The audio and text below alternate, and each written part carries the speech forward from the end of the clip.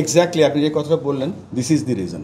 এই quality match referee বা quality match umpire যে বা ম্যাচ অফিসিয়াল তৈরি করা হচ্ছে বা চেষ্টা করা হচ্ছে, হাবিবুল বাশার, সুমন, আব্দুর রাজ্জাক, এদের মতন সব ক্রিকেটাররা ম্যাচ রেফারি হতে যাচ্ছে। দেখে ভালো লাগছে যে আমাদের সব কিছু সামনের দিকে এগিয়ে যাচ্ছে আল্লাহর রহমত। অবশ্যই অবশ্যই অবশ্যই একটা ব্যাগ নিয়ে কাজ করবো 100%। এন্ড অফ দ্য ডে আমরা একটা সাকসেসফুল ক্রিকেট জাতি হিসেবে গড়ে উঠতে চাই।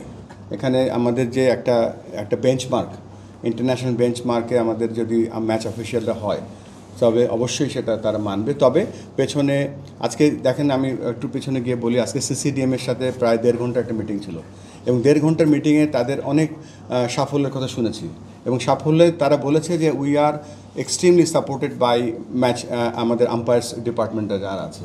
তো এটা উন্নতি করছে বলে কিন্তু আজকে ধরেন ম্যাচের একটু ওভারঅল এরর কমে যাচ্ছে, বাট স্ট্যান্ডার্ডটা যখন আরেকটু উপরে উঠে যাবে তখন অটোমেটিক্যালি সেই রেসপেক্টটা সবসময় থাকবে, যেখানে কোচদের একটা প্ল্যাটফর্ম থাকা উচিত। সো আমাদের যে ট্রিপল সেঞ্চুরি প্রোগ্রাম আছে সে তার মধ্যে সব কিছুই আছে। আমরা স্লোলি সব ইমপ্লিমেন্ট করব, কেননা এন্ড অফ দ্য ডে আমরা একটা সাকসেসফুল ক্রিকেট জাতি হিসেবে গড়ে উঠতে চাই। ট্রিপল সেঞ্চুরিটা শুধু এটা আমাদের বাংলাদেশের প্রোগ্রাম, আফগানিস্তানের প্রোগ্রাম না। তার আফগানিস্তানে যেটা আমরা, যেহেতু আমরা আইসিসিতে কাজ করতাম এবং আফগানিস্তানের ডোমেস্টিক ক্রিকেটে আমরা ইন্টারফেয়ার করতাম না, তবে তারা আমাদের কাছে এসে তারা জানতে চাইতো যে কীভাবে একটা এমার্জিং টিম, কীভাবে একটা হাই পারফরমেন্স টিম, মেনলি আমি হাই পারফরমেন্স টিমকে হেল্প করতাম, এবং কীভাবে হাই পারফরমেন্স থেকে ন্যাশনাল টিমে যাবে। সেখানে তাদের সিলেকশনে একটু ক্রাইটেরিয়া ছিল, যেটা আপনি মেনশন করলেন।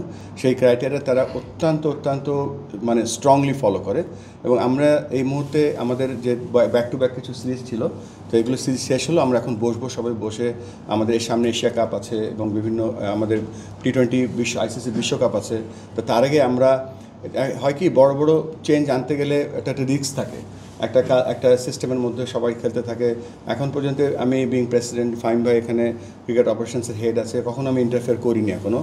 এবং যা সাফল্য এসছে, সমস্ত সাফল্য খেলোয়াড়দের সাফল্য এবং কোচদের সাফল্য, যারা এখানে কাজ করেছে। তবে এখানে বেশ কিছু জায়গা আছে সেখানে ফিক্স করলে হয়তো আমাদের প্লেয়াররা টিম আরও ভালো করতে পারবে, এবং সেই ব্যাপারে আমরা অবশ্যই একটা ব্যাগ নিয়ে কাজ করবো 100%।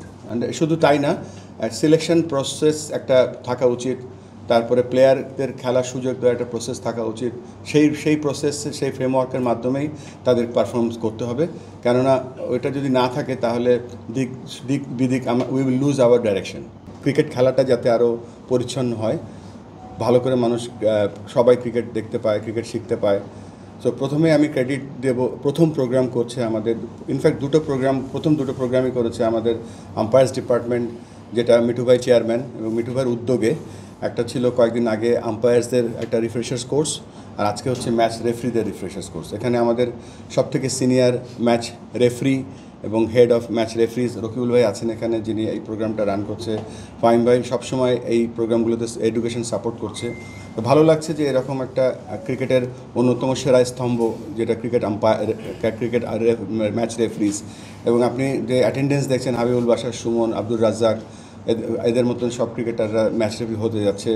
এটা অবশ্যই বাংলাদেশ ক্রিকেটের ভালো মানের ম্যাচ রেফারি তৈরি করার সাথে সাথে ইন্টারন্যাশনালি যাতে আমাদের ম্যাচ রেফারিরা আরও ভালো করতে পারে, তার সেই পথ অলরেডি আমাদেরকে সৈকত দেখিয়ে দিয়েছে, রাহুল দেখিয়ে দিয়েছে, গাজী, সোহেল, ম্যাক, সুমন সবাই, এবং মেয়েদের মধ্যে জেসিও করছে এই কাজগুলো। তো এই যে আমাদের এই যে উন্নয়নের ধারাটা, ম্যাচ অফিসিয়াল যে ম্যাচ, এটার একটা বড় অংশ আজকে আমরা আরেকটা লেভেলে যাচ্ছি, এবং দেখে ভালো লাগছে যে আমাদের সব কিছু সামনের দিকে এগিয়ে যাচ্ছে আল্লাহর রহমতে।